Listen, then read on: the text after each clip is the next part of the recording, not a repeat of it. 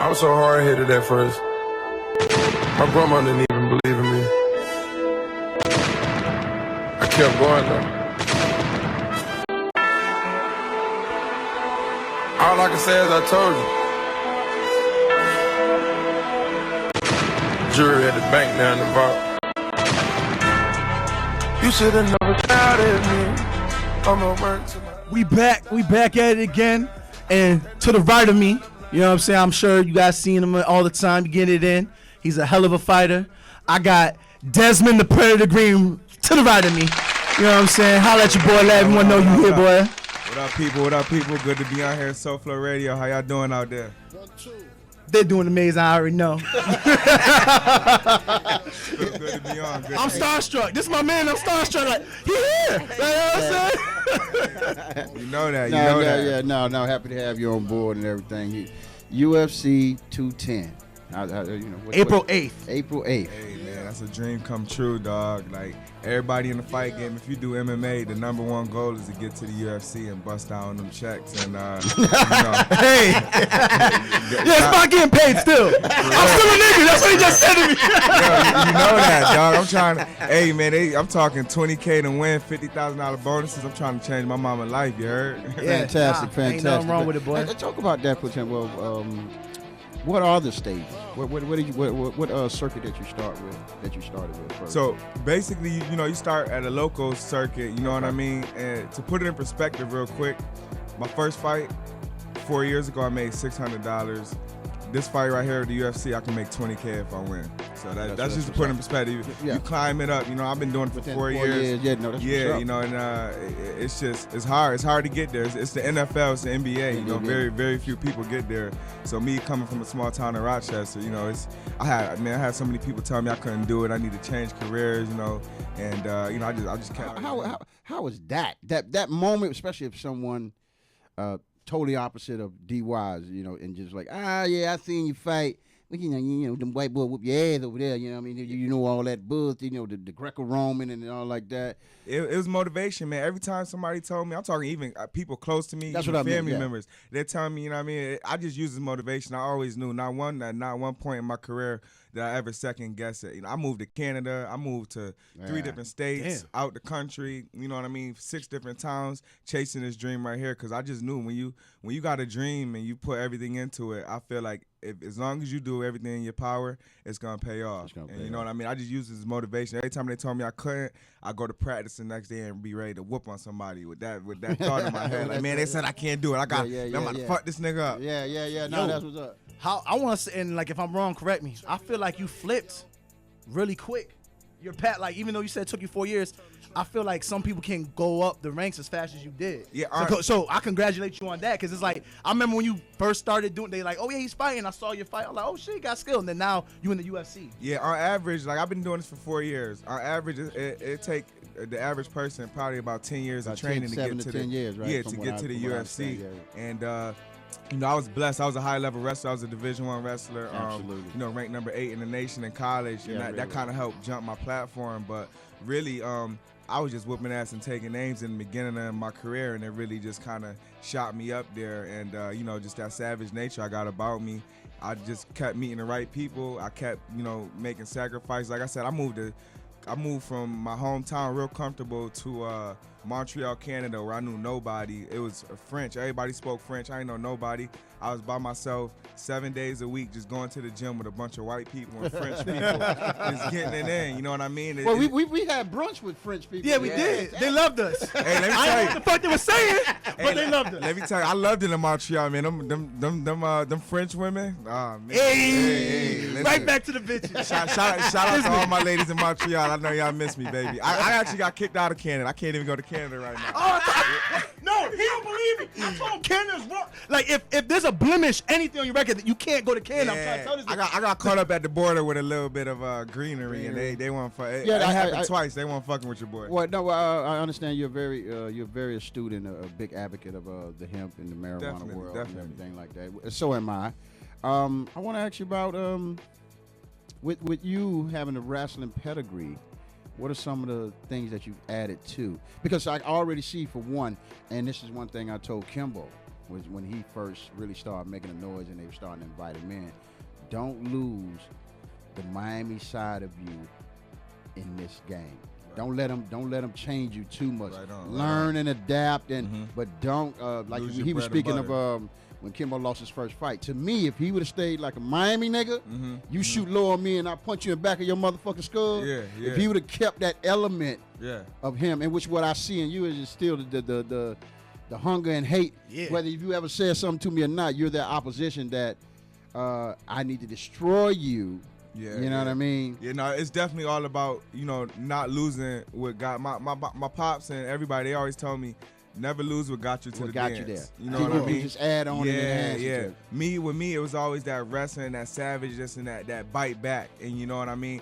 A lot of when you train, a lot of the coaches and everything, they try to impose their methods on you. But I do real good at taking, like, Bruce Lee is one of my favorite people, and his whole thing was taking everything but only use what you want to use was good for you. So with me, like I said, wrestling's my background. I never lose that, and that savage, that bite down. And I get with my coaches and I listen. I hear everything they saying, but at the end of the day, I go home every night after practice and I take what I want to take out of it, and everything that I think is not gonna work, I just leave it to the side until you probably mature into being able to exactly add that to your win. Yeah. I'm gonna take it back to day one because it worked out for you. You made a great decision. You were a basketball player. Yeah. And this is the same. You handle the rock? This was the same. Hold on, I'm gonna be real. And you weren't he wasn't halfway bad. And you I just look like this, boy. And I remember it was like night and day. You made the switch, and then because wrestling, everyone needs to know in the state of New York, wrestling and basketball is during the same season. During the same season. So what made you? And you did it like that. There was no warning. It was no hesitation. You did it, and all of a sudden now you're wearing a leotard and you wrestling. And you did your thing. What made you flip that switch? I'm gonna tell you what it was. It's something so simple and it's so funny, but it really changed my life. It was like, all right, I think I was in 8th grade, and I'm like, all right, I could play 8th grade basketball, or the coach was like, you could play varsity wrestling. And I'm like, I'll probably be a little bit more popular if I'm on the varsity squad in 8th grade. All about bitches. It's all about the That's all you understand. You see what we do for you guys, Deja. Yeah, Deja. I want you to remember this moment. You understand the sacrifices we made? For the culture, baby, for the culture. You know that. So I was like, I could probably get a little bit more play if I'm on the varsity squad. And I just so happened to be nice with it and took off with it. And natural talent, like, you know what I'm saying? It was from watching, because like, I didn't have a chance to see all the matches because that's how I was playing ball, but anytime they did or there was something going on, you saw him, it was real quick. It was like, it was effortless for him. Yeah, you know what I'm saying? It was just and that's like why I was like, this is his calling. You feel what I'm saying? So I'm happy that you flipped. It worked out for you. Obviously, you're about to be in the UFC. Yeah, my basketball in the UFC. My basketball. I'm sorry, and my basketball dreams is on the shelf somewhere. You know what I'm saying? So and I actually ended up getting a full ride scholarship for wrestling to college. You know what I mean? Had I still with basketball, I'd have been nice with basketball, but my talent level was nowhere as close to it as it was with wrestling. And I think it was because I knew I was always born to be a fighter. I feel like I was just blessed with these attributes, the speed and the skill to be like, Mayweather made for boxing. I feel like I'm made for fighting. Absolutely. And I'm not gonna name drop. There was someone else that went to the same college you went to, and he got lost. And everyone knew who you were. And we ain't gonna say who it is, but everybody knew who you were, and they didn't know who the other guy. I know exactly who you're talking about. All right, so bro. we're gonna let that one. Sound personal. But I'm just saying how you're a fool, D-Wiz. He dominated his thing to, like, you know what I'm saying, from going over there to you went to UB. I'm gonna talk about that too. You know what I'm saying? You was the man and everything. And it was such a dominance that, like, anytime you crossed, you went from, you know what I'm saying, Syracuse, Rochester, everyone in that area, when you crossed over to UB, everyone knew your name. So I knew you was doing good, because if he was doing whack, they're like, who? Man, fuck him. That's the way it is. You just get it raw like that. And everyone got respect for you and did your thing, man. You did. Proud of you, boy. So that New York thing goes around the whole state. Yeah. Yeah, I mean, I lived in New York for a while. That's why I say even with the basketball, that's why I say I just look like this. I played high level basketball. Yeah. I mean, all over New York. Jumpers delight. Them 12-foot rims, the whole nine. So I mean, where me and D-Wiz grew up, basketball was life. Like, man, I know he could attest. We'll go up to the town park. He know about the town park. We'll be there from 12 in the afternoon to 7 at night, just balling. Oh yeah, no, that's why that was one of the reasons why I fell in love with it. And To add on to what he was saying about the switch, generally when you are, and I coach right now, so I want to say this to whatever coaches is listening, how to evaluate talent a lot of times. What you just said with him being the easy transition, that's an athlete. Yeah. You know what I'm saying? Well, you got coach's eyes, so you can break that down. Yeah, that's an athlete. Yeah. But and I say that because a lot of coaches look at any kid, if he can run, jump, and do a split, that boy athlete. No, he's not. Right. You know what I'm saying? Mm-hmm. What I see is you, in which that's why I'm claiming, not only claiming, predicting, claiming, I can almost guarantee it that this young man is going to have a victory, is a lot of times athletes have just a little bit more dog in them. Mm-hmm, mm-hmm. The ones that can transfer. He probably could have played baseball, wrestled, basketball. That's what I did. You know what I'm saying? Football, wrestling. I even played lacrosse. Yeah, you know? That's what I said. And I got lacrosse during college. Is you naturally got that little energy that's just like you don't want someone to outdo you. So that's what makes you an athlete. And it goes you don't want to get embarrassed. You know what I'm saying? Bingo. You know what I'm saying? So that's the dog. Exactly. That's preventing to bruise what's inside you. Like you just said. When he played basketball and it seemed so seamless, most basketball players that make it, that go to college, there's not too many of them. You could probably count on one hand guys that went through the NBA throughout history with dog in them. Mm-hmm. Mm-hmm. Mason, Oakley, you know what I'm saying? Tough guys. Yeah, I mean, that got dog in them, you know what I mean? Glenn Big Dog Robinson, you know, that really, and they don't last long because, you know, we scare people. Yeah. right. Yeah, you know what I'm saying? Because I think when we foul him, that's gonna get personal. That's why. You know what I'm saying? Did you foul him? He might swing on you. Yeah, you know what I'm saying. But you know, the fact that you noticed that and understood that the call and the dog in you was more suited for MMA. Yeah. And let me tell you, it was rough. Like when I switched over to wrestling, I mean, even my parents, they was supporting, but.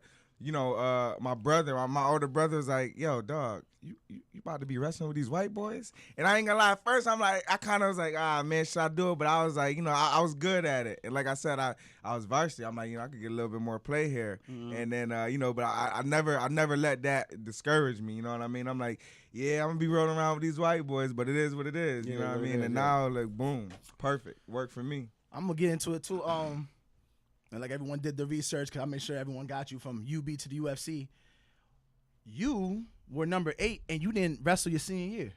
Yeah, man. Yeah, you know, because you were supposed to break everything in your period. Yeah, break that down. What happened? I was crushing records my junior year. I was ranked number 8 in the nation, and you know, my school, I was real big, and you know, they kept drug testing me. And like you said, I'm a big advocate for marijuana. I don't think nothing wrong with it. Now, I had a kid when I was 20 in college. I had good grades. I was never ineligible. And you got these boys on the team that's catching DWIs, getting in trouble, all of this. I'm smoking my little bit of weed, and I'm still crushing everybody in the nation. I'm talking Division I, and they still test me. They're testing me like out the yayo like every month because I failed a couple drug tests. And they were sweeping under, but then they kept testing me. And it wasn't the NCAA. It was my school. So I always knew I wanted to fight since I was 16. And wrestling was kind of just like a way to get my skill up until it was time. And so after that, you know, after my junior year, I'm like, man, I got one more year left. Like, these fools, they paying for my college, but they ain't paying me no money. I'm about to just start fighting. So it was a point where, like, literally for like 3 months, I was getting tested every month.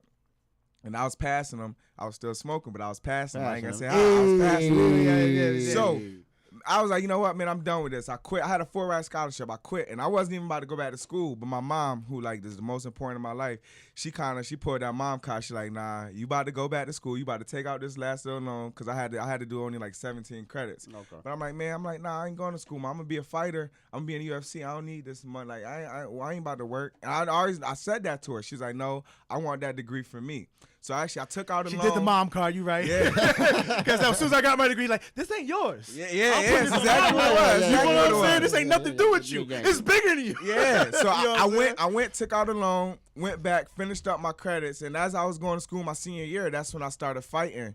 And you know, she started to see. She didn't even want me fighting. She's like, you gonna have a degree? Why don't you do something? You know, moms. I don't want you out there.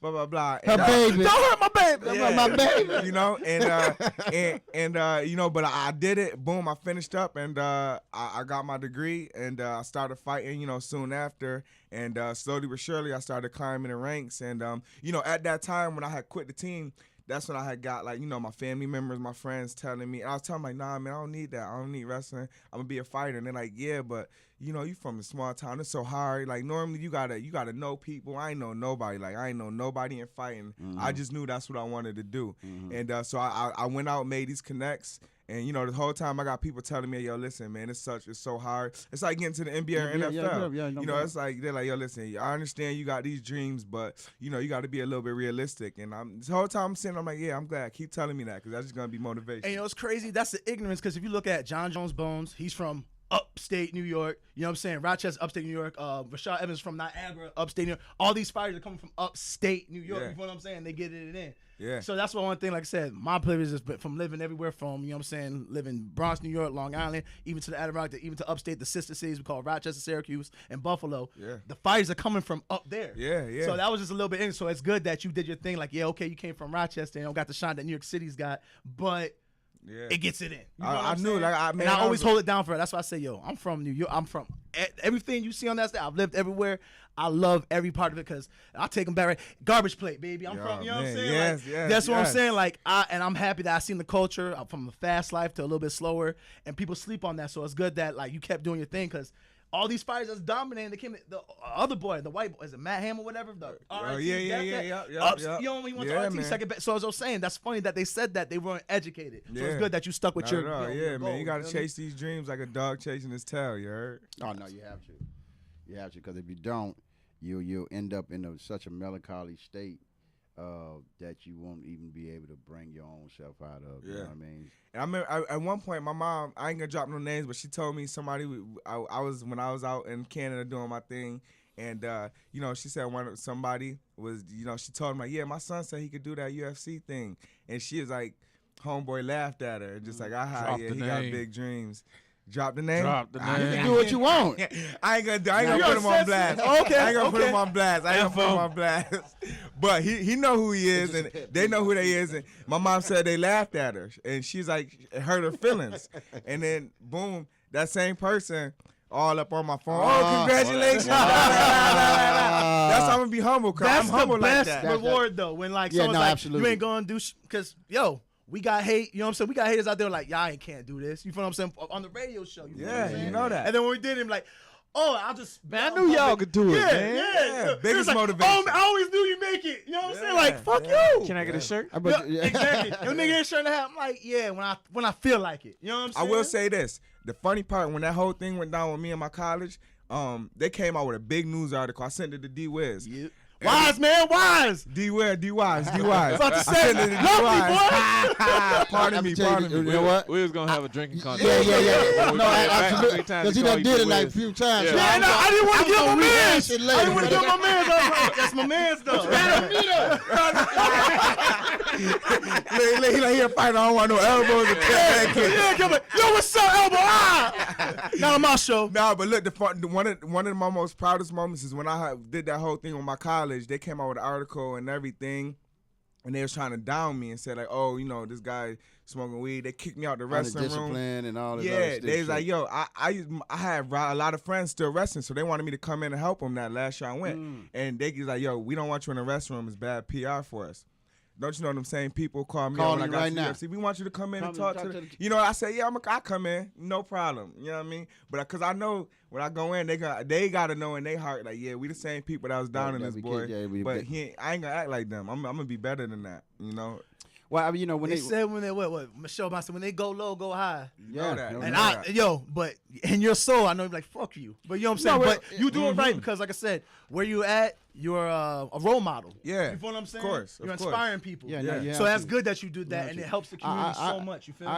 When I read the story and heard about it all, instantly I acquainted it when I told him, I acquainted it with what's his name? The fast guy, Jamaican. Usain Bolt. I equated it with Usain Bolt.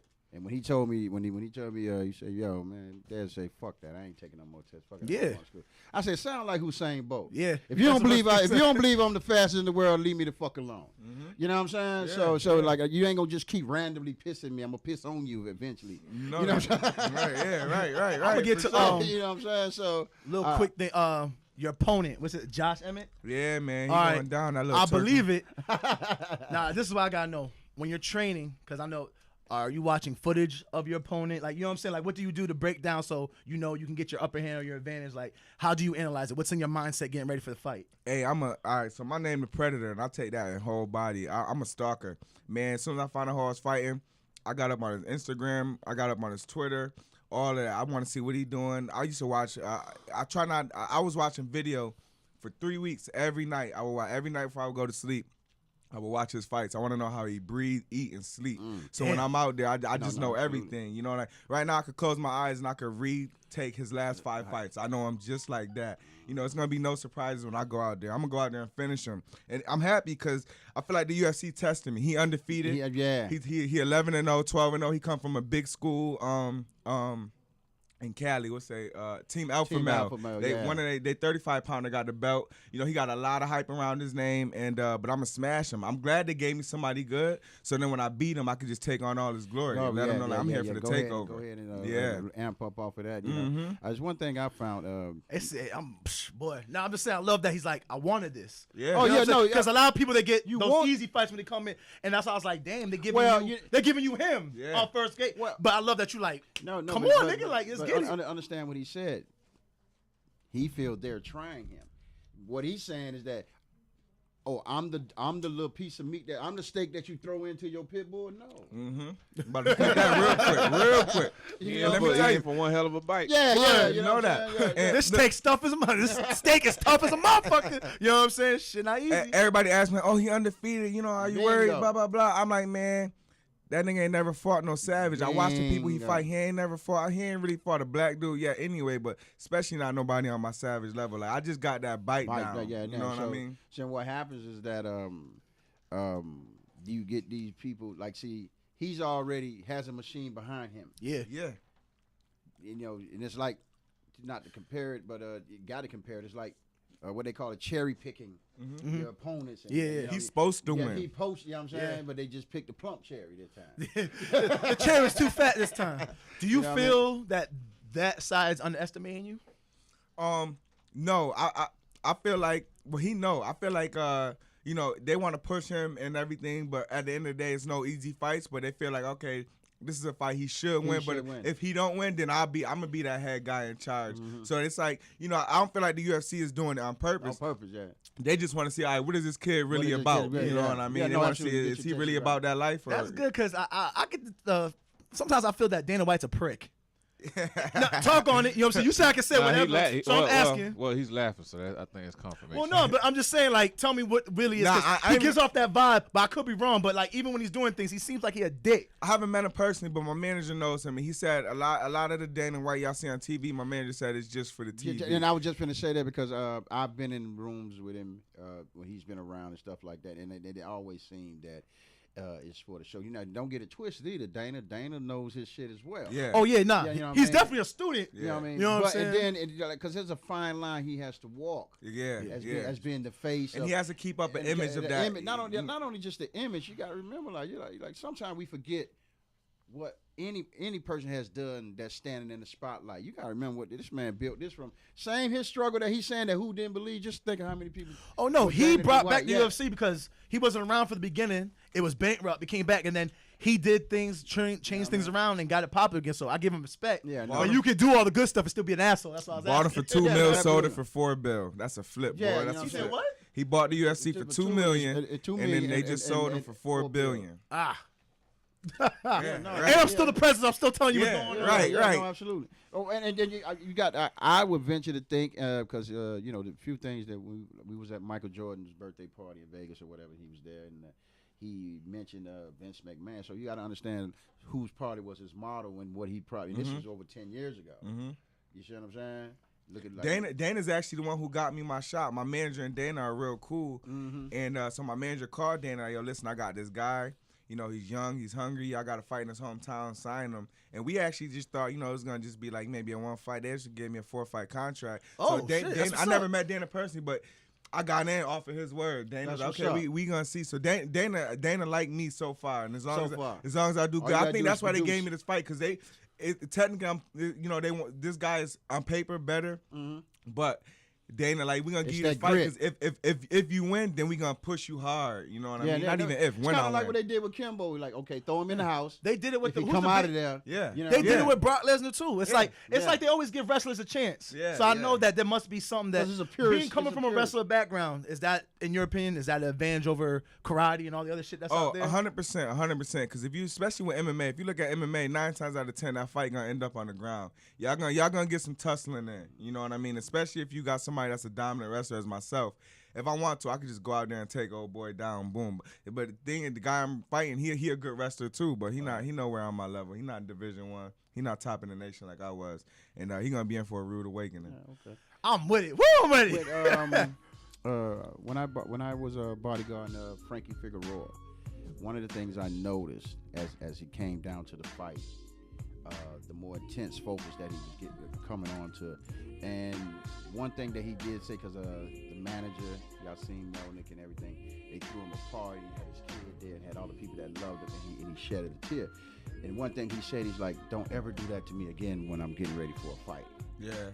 You know what I mean? Do you feel that and stuff like that? I mean, it's not a disrespect or nothing like that. And he understood that everybody was doing it for their heart. But he was like, when I'm in a fight and I'm getting ready to fight, don't ever bring. Yeah, you definitely got to tap into a whole nother level. Like when it comes to fighting, it's like it's not no disrespect to any other sport, but it's not like football. It's not like basketball where it's like, it's fun. Like, you can I'm trying to hurt this boy. Yeah. I'm trying to either knock him unconscious or break his bones, and he trying to do the same to me. I got to be on some real totally animal focused animal with tunnel vision like that. And I definitely wanted to see what the comparison was mentally as you prepare for this fight. Say like it's on the 8th, so the night of the 7th till you get ready to fight. Don't fucking don't come disrupt. Honestly, my mentality when I walk into that cage, not even exaggerating, I'm ready to die. I'm ready to. Yeah, no. I'm ready to. No, I can see it's radiating off you. You know what I mean? Last question, cause I'm getting the wrap up music. This is why we need to change this to go to an hour and a half to 2 hours. So you know what I'm saying? Mind state. Time to fight. Are you eating anything? Are you focused on something? Do you watch something? What music you listen to? What's the mind state before you get in the ring to go dominate? Simplest thing, before every fight, I gotta listen to DMX and Tupac. They're my boys. Hey. They get me ready. They get me ready for war. Where my dog at? You know that, man. Hey, X get me ready to bite somebody's head off in that. All right, man. Well, listen. And, oh, my bad. Last question. What made you choose a Predator? That's the last question. What made you choose that name? That savage nature about me and how I got the dreads. I had my mom braid my hair halfway back, and my boys like, yo, you should call yourself the Predator. I'm like, boom, we just ran with it. Okay, well, I'm gonna help them with the marketing. Really, the Predator is a vicious stalker with amazing skills, components and must complete his mission. Desire to complete his mission. That's exactly what a Predator is. He does all the pretty word shit. I got amazing words. I couldn't have said it better. I might steal that in the interview. If you see it's no stealing. It's no stealing. I just pass it along to you. Yeah, you know what I mean? Never no stealing. Never no stealing. We here to. If we ain't helping each other, we hurting each other's feelings. You know what I mean? Teamwork made the dream work. That's what it's. Hey, appreciate you stopping by. Make sure you see this man's fight, UFC 210, April 8th. In Buffalo, where he went to college at. He about to whip Josh Emmett's ass. Gang. You got all the love with you, boys, so do your thing. You already know it's the Bigg Phellaz podcast show. Your boy D Wise. It's your boy Big Country. You know what I'm saying? From the streets to the corporate suites. Sophisticate your pimping. And we out. He had to say, and I don't give a fuck about you. Well, I seen a bunch of singers in the studio last night, so. And Deja Vu's stop playing games. If you can remember.